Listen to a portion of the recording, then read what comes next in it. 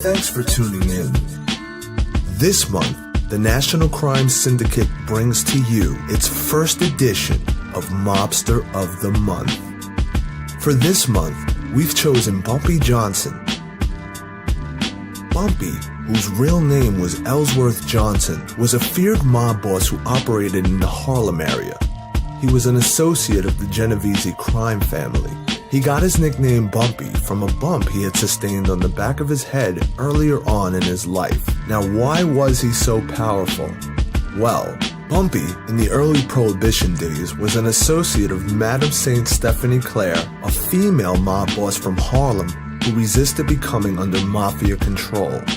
At the time, she wasn't paying protection money to Dutch Schultz despite the violence and intimidation he put on her.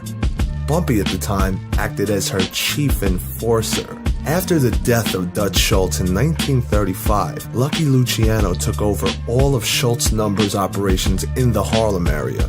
But Lucky struck a deal with Bumpy that would allow to make him a hero in the eyes of many Harlem residents. The deal was to allow the bankers who had fought for their independence to remain independent as long as their taxes were paid.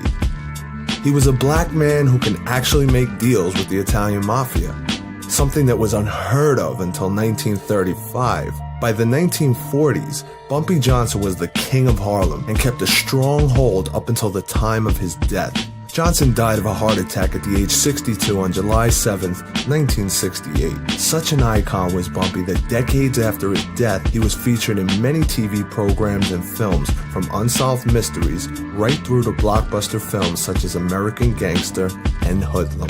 Thanks for tuning in to the NationalCrimeSyndicate.com and our exclusive new web series, Mobster of the Month.